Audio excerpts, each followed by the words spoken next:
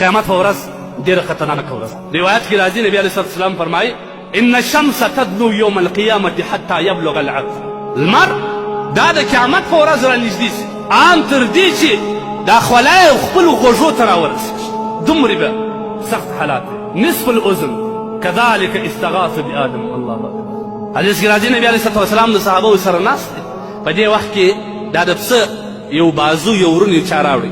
نبي علیه الصلاة والسلام خوړی او بیا دا یې روایت وایي د ټولو انبیاو سردار د قیامت په ورځ به زه کله چې لمر پر یوه نیزه شو د انسان خولې اوس د قیامت څومره هولناکه ورځ کله چې الله تبارک وتعالی شپېلې و انسانان راپورته سي. الله اکبر الله اکبر. الله دې فضل کړي. کوم کسان چې ځانیان یې زنا یې کړي د هغه د بدبویي څخه به ټول محشرګاه ته ساتي. العیاذ بالله. کوم کسان چې نیک صالحان وه هغه به د خپل د مخ د نور په عوض په لاره کې روان وي. چیغې به وي نارې به وي. مور به د زوی پرېشتي بېزاره، پلار به د زوی بېزاره، مور به د لورې بېزاره، کور والا بیبي میرمن به د خپل خاوند نه بېزاره. خطرناکه ورځ ده. په دا وخت کې به ډېر وخت تېر شي. یوه ورځ یې 70 مئه 700 کاله. بیا به په دا وخت کې د انسانان ډېر سخت په تکلیف شي.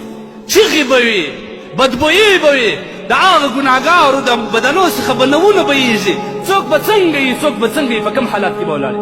بیا به دا خلک راسي حضرت آدم علیه الصلاة والسلام ته به وایي ته خو زموږ د بشر پلار وې، تا ته خو الله تبارک وتعالی دومره قدر کړی و چې فرشتې تا ته په سجده کړې، ته دومره قدرمن وې. واسه یوه د خدای جل جلاله غواړ وکړي چې را حساب ژر شروع کړي. آدم علیه الصلاة والسلام وایي زه د دې دپاره نه یم، ما څه یو خطرناکه ګناه شوې ده.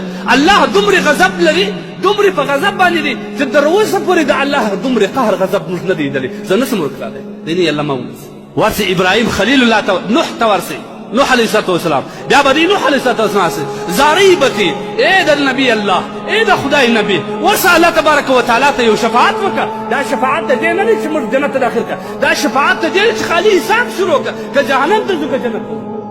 بیا به هغه وایي نه زما د داسې یو کار سوی دی، الله تبارک وتعالی ډېر په قهر دی، زه نسم کولی. ورسه ابراهیم خلیل الله ته ورسه کنه. ابراهیم خلیل الله تبارک هغه د الله دوست دی، خلیل الله دوست دی. ابراهیم علیه الصلاة والسلام ته به راسي ای د خدای نبي ای زموږ نبي د خدای دپاره الله تبارک وتعالی ته ورپېښ شي چې را حساب شر شروع کړي. دا څه حال دی؟ الله اکبر. خطرناکه ورځ ده. هغه به وایي زه نسم کولی. ورسه موسی کلیم الله ته ورسه. دا د الله تبارک وتعالی سره په دنیا کې هم راز کړی دی، خبرې کړې دي. ورسه موسی کلیم الله ته چې راسه هغه وایي نه نه زه نسم کولی. ورسه عیسی علیه الصلاة والسلام ته ورسه. عیسی علیه الصلاة والسلام به ورته وایي نه نه زه نسم کولی. ورسه محمد رسول الله صلی الله علیه وسلم ته ورسه. قربان در دې نبي سم.